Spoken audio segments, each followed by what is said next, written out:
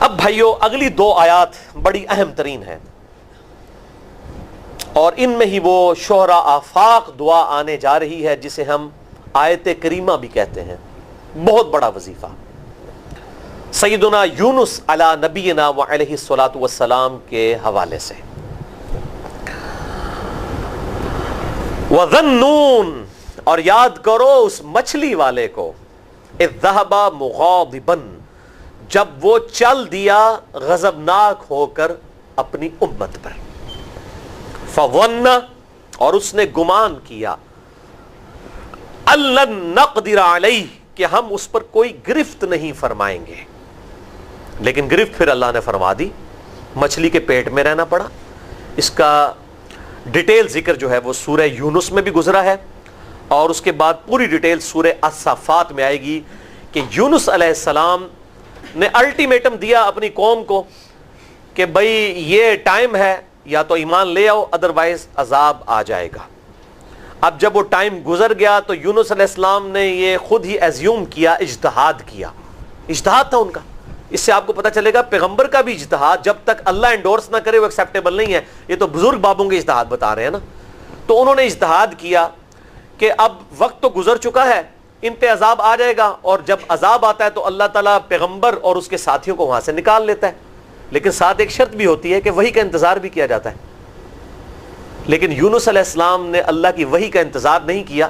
اجتہاد ان کا کسی حد تک ٹھیک ہی تھا کہ اب فیصلہ تو ہو ہی جانا ہے، لیکن جن کے رتبے بلند ہوتے ہیں ان سے ایکسپیکٹیشن بھی اس طرح کی ہوتی ہے کہ وہ خود اس طرح کے ڈیسیژن نہ کریں، اور انہوں نے گمان کیا کہ اگر کوئی ایسا مسئلہ ہوا تو اللہ مجھ پہ گرفت نہیں کرے گا، جس کا ذکر ہے یہاں پر، فَظَنَّ أَن لَّن نَقْدِرَ عَلَيْهِ، اور انہوں نے گمان کیا کہ ہم ان پہ گرفت نہیں کریں گے، لیکن گرفت تو کی اللہ تعالیٰ نے، کیونکہ ان کا رتبہ بلند تھا۔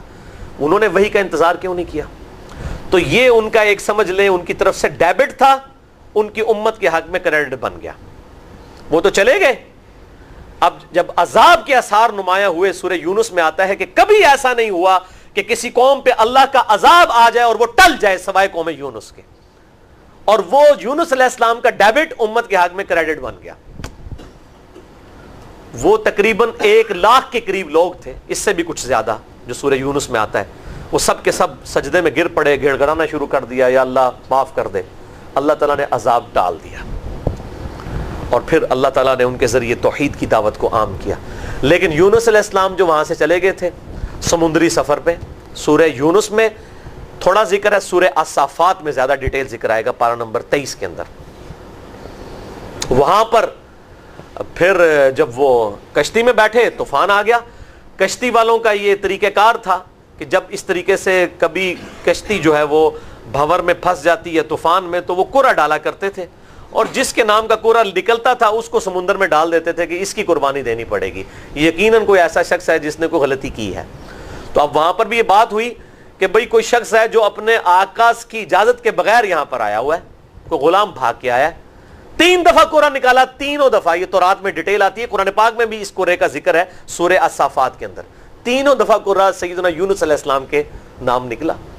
یونس علیہ السلام نے کہا ٹھیک ہے سوٹ دو ان منو، انہوں نے پکڑ کے ان کو سمندر میں پھینک دیا۔ اللہ کا کرنا ہوا کہ ایک بہت بڑی مچھلی اس نے ان کو نگل لیا، اور قرآن میں آتا ہے کہ مچھلی نے نگل لیا، لیکن کتنے دنوں کے لیے رہے وہ ہمیں تورات میں اس کی ڈیٹیل ملتی ہے کہ 3 دن اور 3 رات تک سیدنا یونس علیہ السلام مچھلی کے پیٹ میں رہے۔ تو آپ کو تورات میں جونا ان کا نام ملے گا، جونا پیغمبر، پروفٹ جونا، 3 دن 3 رات تک۔ اب مچھلی کے پیٹ میں نہ کوئی لائٹنگ، اور پھر پیٹ میں بدبو کتنی ہوگی، میدے سے ہی سارا تعفن آتا ہے نا۔ یہاں پہ وہ آیت کریمہ کا وہ کہتے ہیں 1.25 دفعہ آیت کریمہ، حالانکہ اس کی تو کوئی مطلب 1.25 دفعہ کہ یہ تو چلتے پھرتے وظیفہ کرنا ہے، میں انشاءاللہ احادیث بھی اسی کانٹیکسٹ میں بتاؤں گا۔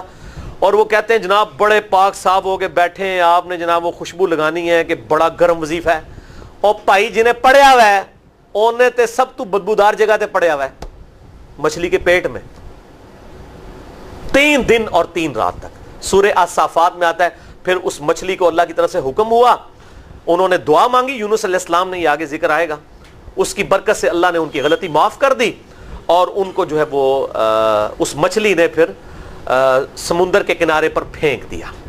اچھا اس میں ایک اور بات کر دوں کہ انبیاء کرام کے جو اس قسم کی اجتہادی غلطیاں ہیں اور لغزشیں، تو یہ عصمت انبیاء کا جو عقیدہ پبلک میں مشہور ہے نا کہ نبی سے کوئی غلطی ہو ہی نہیں سکتی، یہ عقیدہ باطل ہے. نبی سے گناہ نہیں ہوگا. اجتہادی غلطی اور لغزشیں قرآن بھرا پڑا ہے، قرآن کا انکار کرتے. تو میں نے اس کانٹیکسٹ میں 3 گھنٹے کی گفتگو ریکارڈ کروا دی ہے، مسئلہ نمبر 88A اور 88B، عصمت انبیاء کے عقیدے پہ شبہات کا تحقیقی جائزہ. تو اس میں نے یہ سارے واقعات ڈسکس کیے ہیں کہ یہاں پر کون سی چیز ہے جس کی بنیاد پر ہم یہ فیصلہ کریں گے کہ یہ معاملہ عصمت کے عقیدے کو ڈسٹرب نہیں کرتا. جو پبلک میں عصمت کا عقیدہ ہے، بریلوی دیوبندی اہل حدیث شیعہ نے بنایا ہوا ہے، وہ عقیدہ بالکل باطل ہے.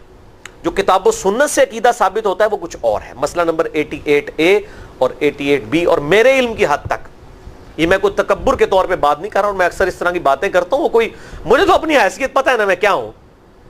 میں تو ایک سمجھیں کہ نالی کا کیڑا تھا، اللہ نے کہاں سے اٹھا کے کہاں پہ بٹھا دیا، مجھے پتہ ہے اپنی اوقات کا. لیکن عصمت انبیاء کے عقیدے کے اوپر نہ آپ کو کوئی کتاب ملے گی اس کانٹیکسٹ میں، نہ کسی کا لیکچر ملے گا، کیونکہ اس کو ہاتھ ڈالنے کا مطلب یہ ہے کہ آپ نے جناب جو ہے نا وہ 11,000 وولٹ کو ہاتھ ڈال لیا. لوگ تو آپ کو آگے گولی مار دیں گے، آپ یہ چیزیں ڈسکس کریں گے تو آپ کو گستاخ کہہ دیں گے رسولوں کا. کسی کی جرت ہی نہیں ہوتی وہ بات کرے اس ٹاپک پہ.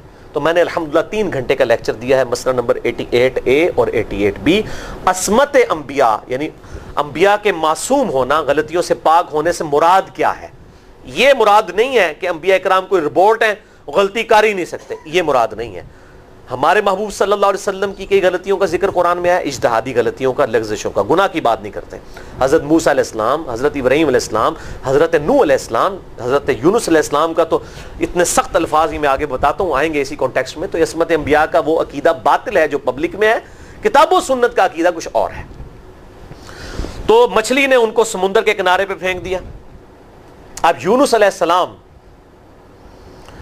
ظاہر ہے کہ ان کا جسم بھی کافی حد تک گل سڑ چکا تھا اس حوالے سے کہ جسم کے اوپر جو ہے وہ چمڑی وغیرہ جو ہے ڈسٹرب ہو چکی تھی. اللہ تعالیٰ نے ایک بڑی کوئی کدو کی یا کسی اور سبزی کی بیل ان پر اگار دی چھاؤں کے لیے اور خوراک کا بندوبست کیا. یعنی وہ دوبارہ سے آپ سمجھے ان کا جسم اگنا شروع ہوا اس حوالے سے کہ وہ ٹھیک ہوئے اور اللہ تعالیٰ نے ان کو اس جو پریشانی تھی اور مصیبت جو آزمائش کی شکل میں ان پر آئی تھی اس سے نجات دی الحمدللہ.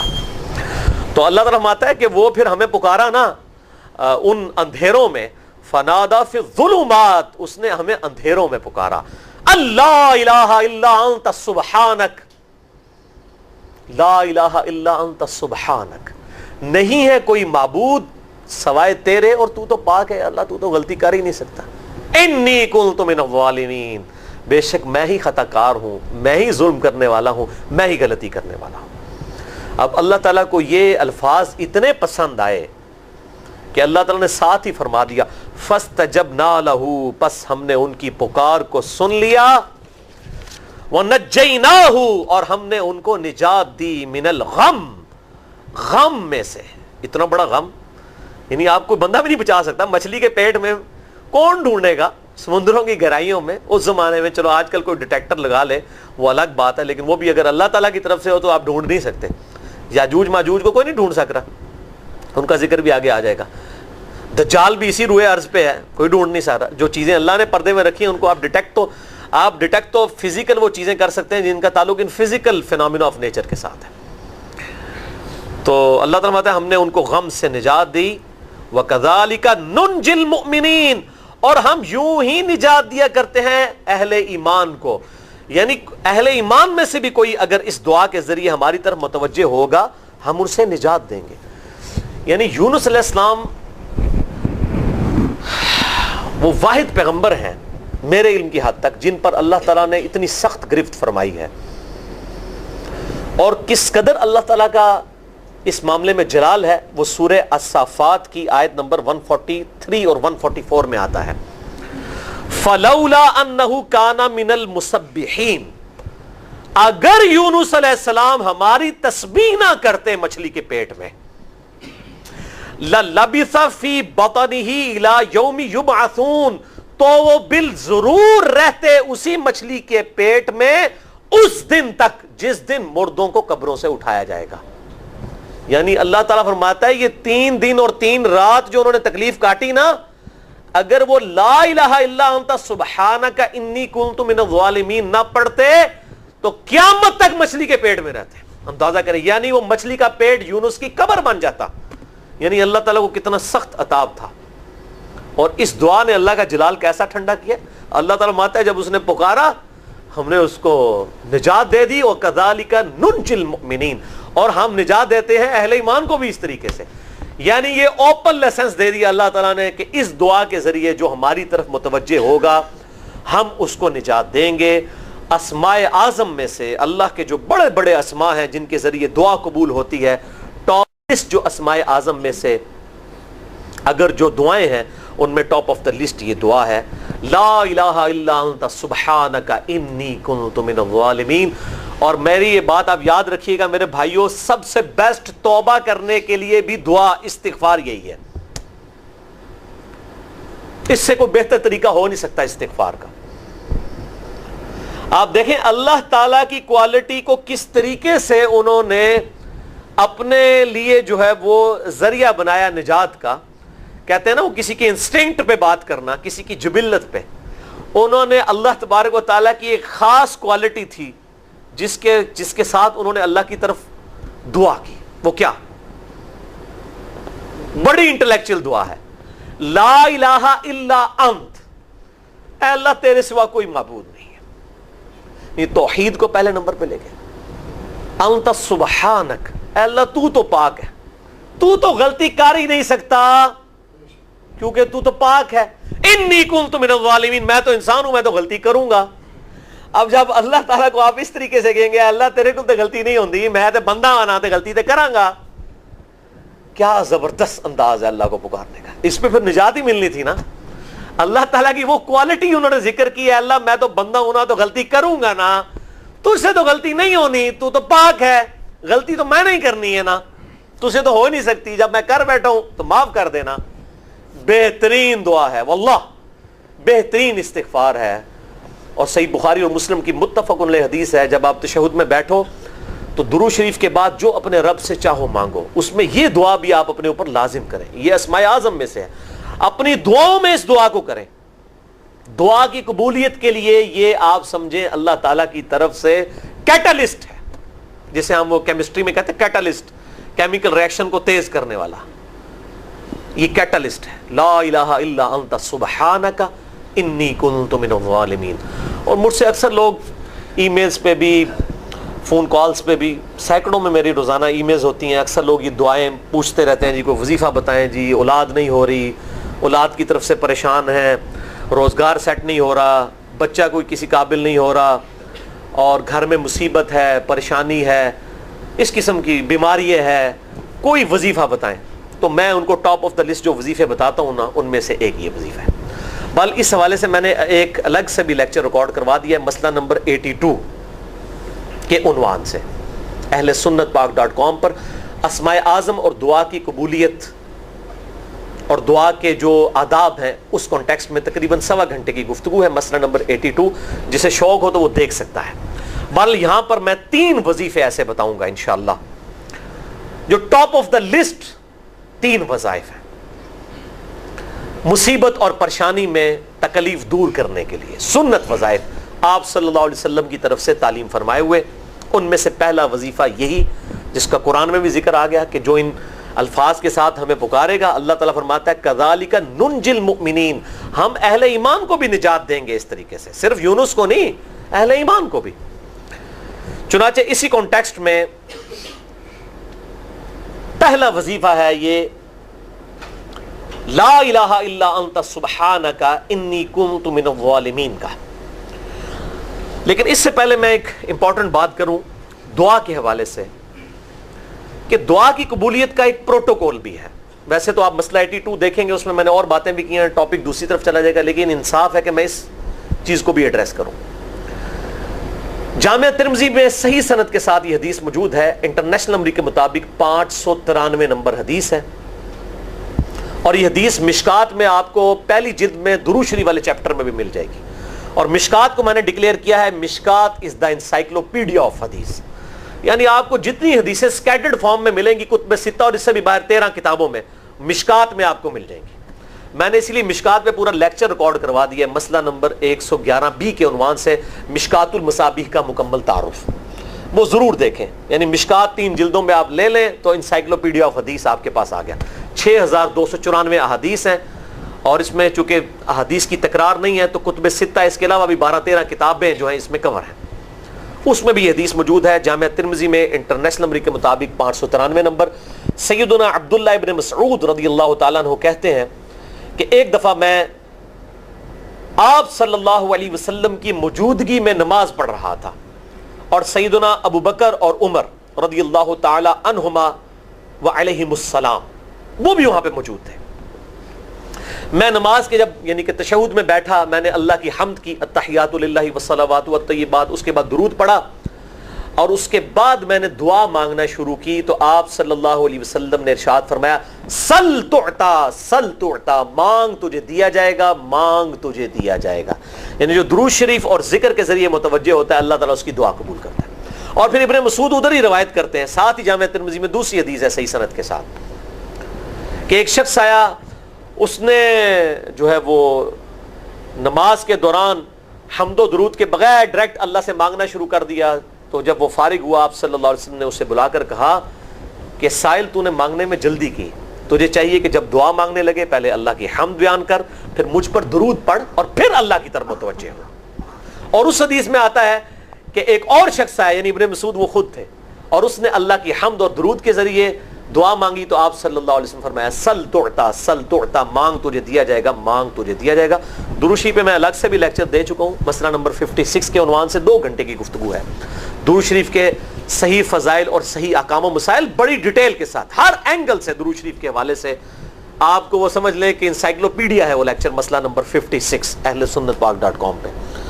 تو دعا کے لیے حمد اور درود شریف ضروری. اس لیے دیکھیں نماز کی انٹلیکچوئل ترتیب ہے، آپ پہلے دعا کرتے ہیں التحیات للہ والصلوات والطیبات، اللہ کی حمد کرتے ہیں، پھر نبی صلی اللہ علیہ وسلم پر سلام عرض کرتے ہیں السلام علیکہ ایھا النبی، اس کے بعد آپ درود پڑھتے ہیں، اور اینڈ پہ آپ دعا مانگتے ہیں اللہم انی اعوذ بک من عذاب جہنم ومن عذاب القبر ومن فتنة المحیا والممات ومن شر فتنة المسیح الدجال، یا اللہم ربنا آتنا فی الدنیا حسنة وفی الآخرة حسنة وقنا عذاب النار، یا رب اجعلنی مقیم الصلاة ومن ذریتی ربنا وتقبل دعائی ربنا اغفر لی ولوالدی وللمؤمنین یوم یقوم الحساب. کوئی بھی دعائیں مانگیں، یہ بھی مانگیں جو میں وظائف بتا رہا ہوں، کیونکہ بخاری اور مسلم کی متفق علیہ حدیث ہے.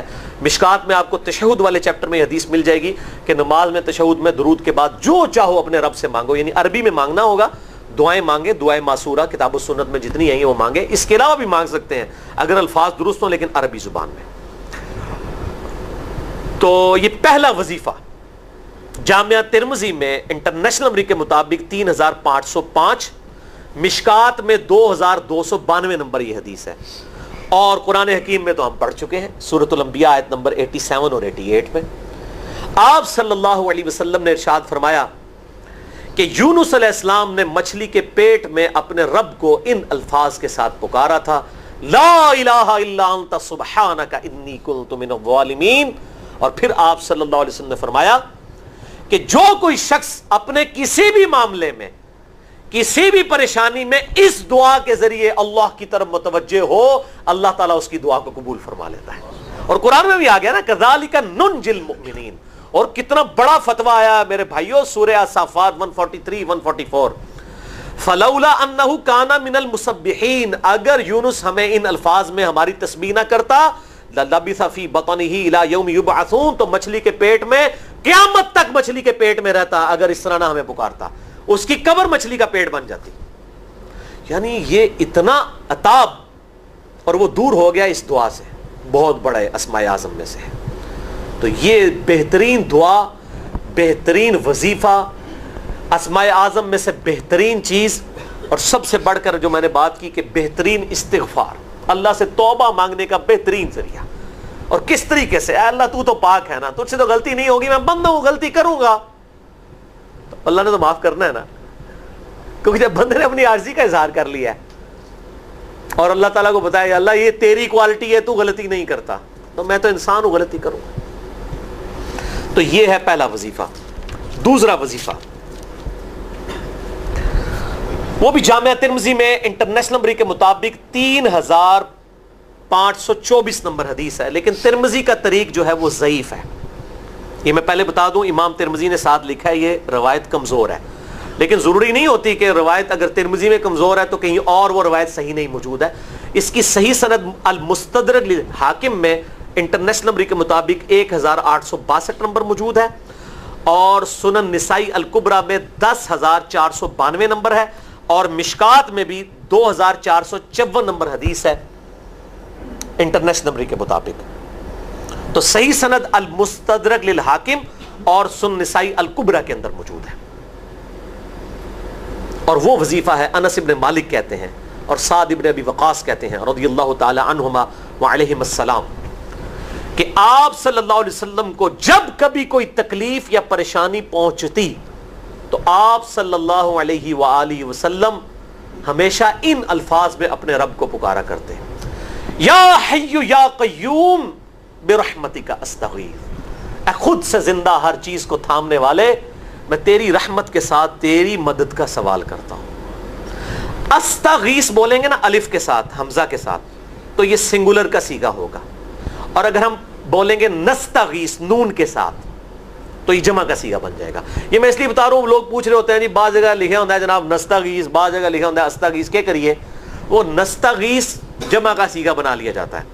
جیسے دعا ہے سنن ابی داؤد میں اللہم اجرنی من النار، لیکن اگر جمع کا صیغہ بنائیں گے تو اللہم اجرنا من النار ہو جائے گا. اس طریقے سے دعائے قنوت کے الفاظ ہیں اللہم اہدنی فی من ہدیت، تو جمع کا صیغہ ہوگا اللہم اہدنا فی من ہدیت.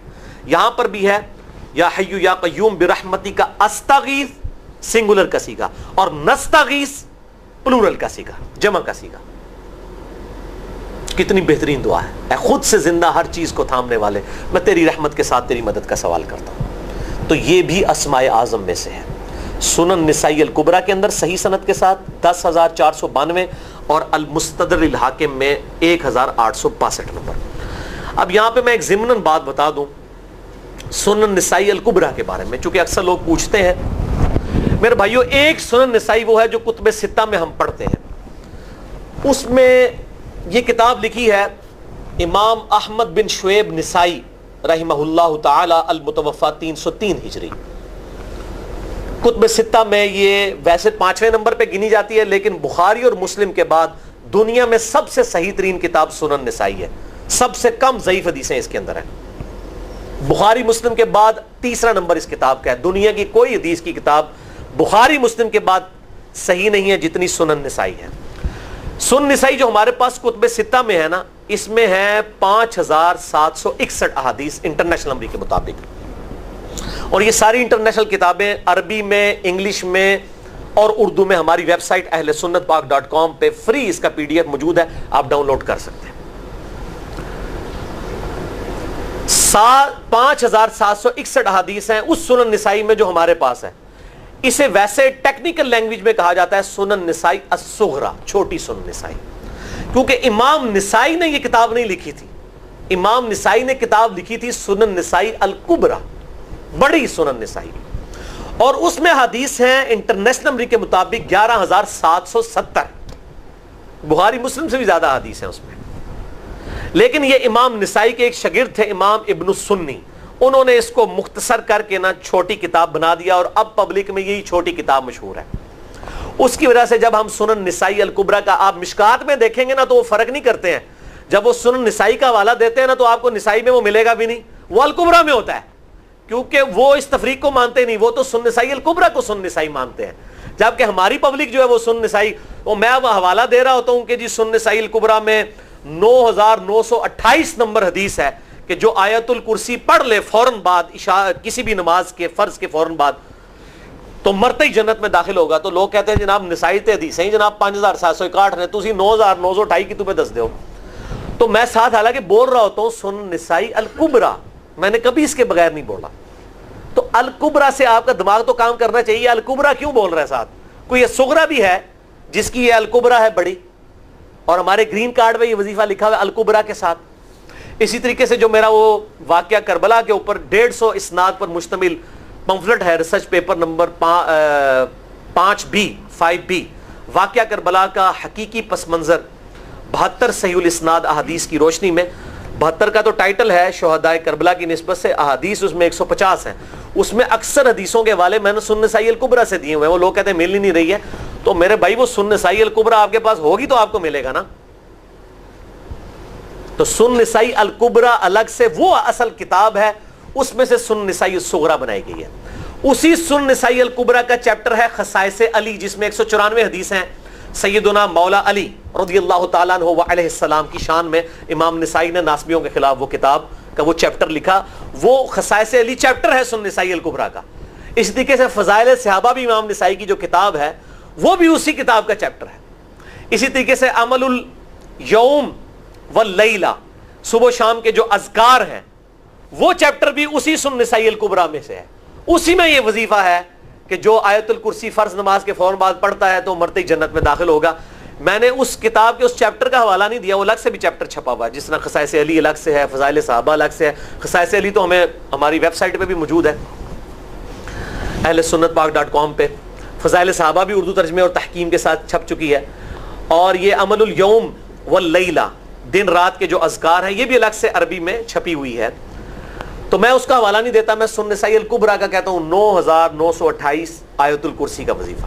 تو یہ سنن نسائی الکبریٰ کا میں نے حوالہ دیا ہے، یا حی یا قیوم برحمتک استغیث 10492 صحیح طریقہ ہے۔ بعض اوقات کسی ایک کتاب میں ضعیف، ترمذی کا اس کا طریق جو ہے وہ ضعیف ہے، سنن نسائی الکبریٰ اور المستدرک للحاکم کا طریق جو ہے وہ بالکل صحیح ہے۔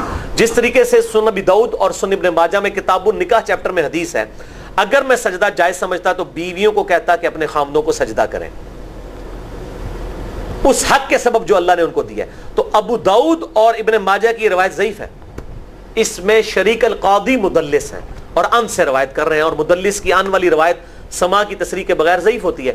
لیکن ہم اس حدیث کو صحیح کہتے ہیں کیونکہ اس سما کی تصریح سنن البہیقی کے اندر موجود ہے، الکبریٰ میں، تو ہم پھر اس کی بنیاد پہ کہتے ہیں چونکہ وہاں پر صحیح، لہٰذا اس کو ہم کہتے ہیں شواہد کی بنیاد پہ صحیح۔ یہ میں آپ کو ٹیکنیکل چیزیں بتا رہا ہوں، یہ وہ چیزیں جو آپ کے کئی وہ جو بڑے بڑے علماء پڑھ کے فارغ ہوتے ہیں ان کو بھی یہ باتیں نہیں پتہ ہوتی ہیں، وہ کہتے ہیں جناب آپ کی تو پڑھے ہو، اور میں کہنا پائی میرے آئنسٹائن تے نیوٹن کو کسی مدرسے تو پڑھنے کی ضرورت نہیں ہوتی، نیوٹن 8ویں کلاس ہی نسیا ہوا ہے، آج نیوٹن ہوتے پی ایچ ڈی ہوتی فزکس تھی۔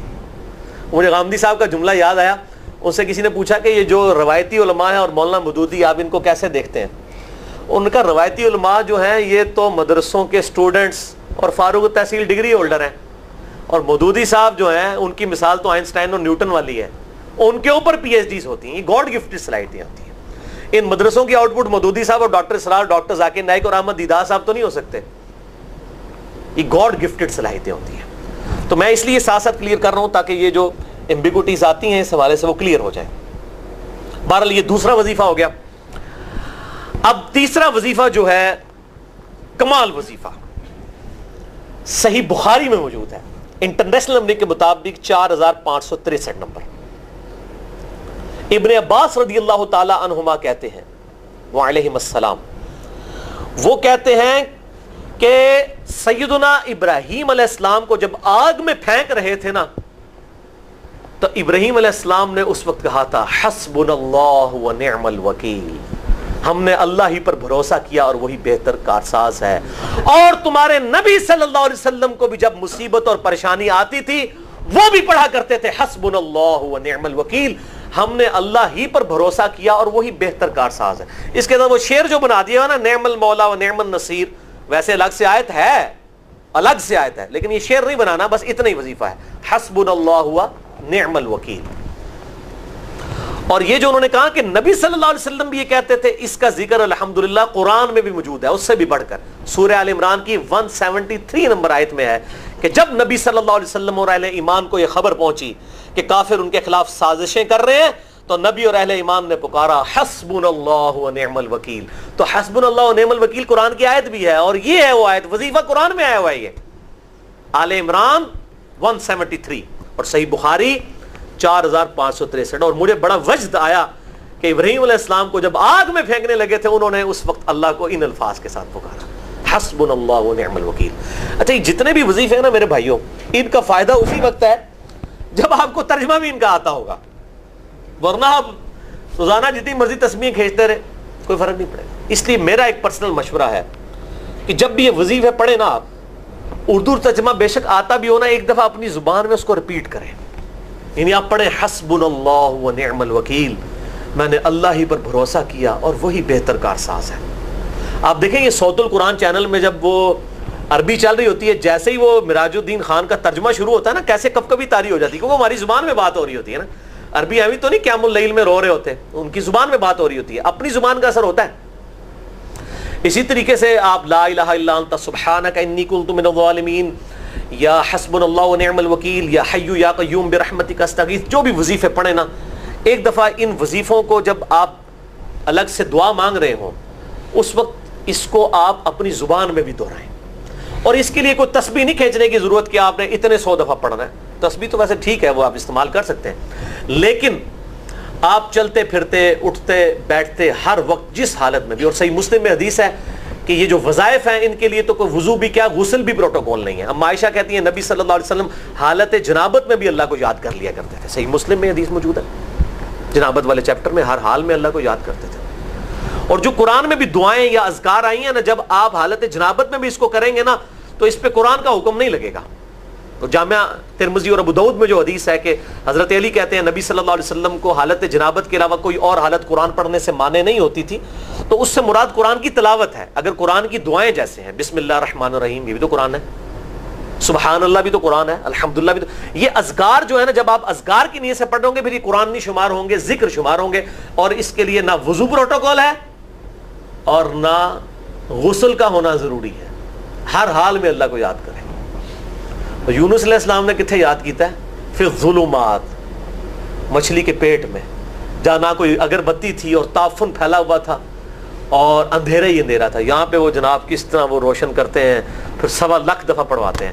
یعنی میں بتا رہا ہوں آدھا سچ بڑا خطرناک ہوتا ہے. یعنی آیت کریمہ کی اصلیت تو موجود ہے کتاب و سنت میں، لیکن آدھا جو سچ جھوٹ ساتھ ملا لیا نا، اس کی وجہ سے سارا بیڑا غرق کر دیا ہوا. اور بجائے یہ کہ لوگوں کو یہ وظیفہ بتایا جائے کہ اٹھتے بیٹھتے چلتے پھرتے اللہ کو ان الفاظ میں یاد کریں، اس کو انہوں نے کوئی اور ہی رنگ دے دیا ہوا ہے اور اس کو 1.25 دفعہ ختم اور پتہ نہیں کیا کچھ بنا دیا ہوا ہے. تو یہ 3 وظائف تھے بڑے اہم اس حوالے سے، اور میں نے اس کو ضروری سمجھا کہ میں یہ ضرور بتا دوں تاکہ لوگ اس پہ ایجوکیٹ ہوں، ان وظائف کو کریں. اور مسئلہ نمبر 82 میرا الگ سے میرے بھائیوں ریکارڈ ہے. مسئلہ نمبر 82 اسماء اعظم اور دعا کی قبولیت سے متعلق جتنی بھی چیزیں ہیں میں نے اس میں بڑی ڈیٹیل کے ساتھ الحمدللہ کئی اور وظائف بھی بتائے ہیں، لیکن اب وہ اتنے وظائف کوئی جمع کرنے کی ضرورت نہیں ہے. موٹے موٹے 3 وظیفے جو بتا دیے، انہی کو اگر کوئی لے لے اپنی دعاؤں میں، انہی وظائف کو کرے تو اللہ تبارک و تعالی ہر معاملے میں جو ہے وہ انشاءاللہ تعالی کفایت فرمانے والا ہے. ابھی آیات تو اور بھی باقی ہیں، لیکن میرا خیال ہے اپنی گفتگو کو اسی پہ کنکلوڈ کرتے ہیں. ٹائم دیکھیں کتنا ہوا ہے آپ کی اس پہ گھڑی پہ، میں نے تو آج نوٹ بھی نہیں کیا. 55 منٹ. ہاں ٹھیک ہے، 55 منٹ کا یہ تقریباً درس ہوتا ہے. تو آج سے ہم نے یہ اللہ کا نام لے کے، اللہ تعالیٰ جزائے خیر دے فرحان بھائی کو. ایک تو فرحان بھائی ہمارے یہ ویب سائٹ والے ہیں، ایک دوسرے فرحان بھائی بھی ہیں کہ انہوں نے یہ ڈیجیٹل ریکارڈنگ الحمدللہ شروع کر دی. آج ہماری پہلی تھی، اللہ تعالیٰ استقامت دے. بڑی لوگوں کی ڈیمانڈ تھی اس حوالے سے، حالانکہ ہمیں بڑے تردد سے گزرنا پڑ رہا ہے. اور دیکھ لیں یہ پہلی تکلیف تو میرے پہ آئی کہ مجھے اب ٹائم ہی نہیں پتا. وہ لیپ ٹاپ کے ویب کیم پہ جب ریکارڈنگ ہوتی تھی تو گھڑی چل رہی ہوتی تھی. تو اب یہ مجھے آپ نے اشارہ کر دیا کرنا جی اتنے منٹ رہ گئے ہیں تاکہ میں اس کا اندازہ کر لیا کروں. تو یہ الحمدللہ ڈیجیٹل ریکارڈنگ شروع ہو گئی ہے. اس کا فائدہ یہ ہے کہ یہ ریکارڈنگ آپ ٹی وی چینل پہ بھی چل سکتی ہے، یعنی ہائی کوالٹی ریکارڈنگ ہے اور اس کا فائدہ ہے. میں تو ویسے اس کے حق میں نہیں تھا، میرے خیال میں تو آواز صحیح ریکارڈ ہو رہی ہو، چاہے ویب کیم پہ بھی ہوئی ہو کافی ہے. ابھی تک جو دنیا میں اتنی دعوت پھیلی ہے الحمدللہ لاکھوں لوگوں تک، یعنی میں حیران ہوں کہ الحمدللہ اس وقت اردو زبان میں جس طریقے سے ہماری دعوت سوشل میڈیا کے ذریعے پہنچی ہے الحمدللہ، اور دنیا میں تقریباً 40 سے 60% تک کہہ لیں اس دوران کہ لوگ جو ہیں وہ اردو زبان سے واقفیت رکھتے ہیں الحمدللہ مسلمان. تو یہ بہت بڑا ایک ذریعہ ہے اور اللہ نے پہنچائی ہے، اسی ایچ ڈی کے بغیر پہنچائی ہے. اب بھی پہنچانی تھی لیکن اب چونکہ لوگوں کی بار بار ڈیمانڈ ہے اور پھر لوگ اس قسم کی وہ پھر بات بھی کرتے ہیں جناب آپ اپنی مرضی کرتے ہیں، اور پھر وہ میری وہ طبیعت کی سختی کو سمجھتے ہیں. حالانکہ جو مجھے پرسنلی جانتے ہیں میری تو انتہائی مزاحیہ اور جولی قسم کی طبیعت ہے. یہ ذرا لیکچر کا پروٹوکول ڈیفرنٹ ہوتا ہے اور ظاہر قرآن کی بھی طبیعت سخت ہے. میں ڈاکٹر سرار صاحب کے بارے میں آپ کو بتاؤں، ڈاکٹر سرار صاحب کو میں نے کبھی ہنستے ہوئے نہیں دیکھا کسی ویڈیو میں، لیکن جب میں پرسنلی ان کو ملا تو اتنی نرم دل ان کی طبیعت، میں حیران ہو گیا یار یہ وہی ڈاکٹر اسرار صاحب ہے. تو بعض کا گفتگو کا پروٹوکول کچھ اور ہوتا ہے, پھر مجبوری ہوتی ہے. یہ جو جب بندہ اس پوری کیفیت سے گزرتا ہے پھر اس کو پتہ چلتا ہے کہ یہ معاملات کیا چل رہے ہوتے ہیں. تو یہ آج ہماری گفتگو جو ہے وہ حضرت یونس علیہ السلام کی دعا کے اوپر اور سورۃ الانبیاء کی آیت نمبر 88 کے اوپر مکمل ہوئی. انشاءاللہ اگلی دفعہ ہم اس سورۃ الانبیاء کو کنکلوڈ کریں گے, اور حضرت زکریا علیہ السلام, حضرت یحییٰ علیہ السلام, اسی طریقے سے اور انبیاء کرام علیہ السلام, یاجوج ماجوج کا بھی ذکر آئے گا, پھر قرب قیامت کے اندر ان کا کھلنا, اور اسی طریقے سے قیامت کی جو بڑی خبر آنے والی ہے, اور پھر اس سورت کی اہم ترین آیت, کیونکہ سورۃ الانبیاء جو ہے یہ انبیاء سے ریلیٹڈ ہے. انبیاء کا ذکر ہو رہا ہو تو یہ کیسے ممکن ہے کہ اللہ اپنے محبوب کا ذکر نہ کرے صلی اللہ علیہ وآلہ وسلم. تو قرآن حکیم کی سب سے عظیم ترین آیت, اللہ کے محبوب صلی اللہ علیہ وسلم کی سب سے بہترین تعریف والی آیت, وہ سورۃ الانبیاء کی ہی آیت ہے 107 نمبر, وَمَا أَرْسَلْنَاكَ إِلَّا رَحْمَةً لِّلْعَالَمِينَ. اور اے محبوب صلی اللہ علیہ وسلم ہم نے آپ کو نہیں بھیجا مگر رحمت بنا کر سب جہان والوں کے لیے. یہ بہت بڑی بات ہے میرے بھائیو, رب العالمین اور رحمت للعالمین. تو یہ بہت اہم ترین آیت ہے.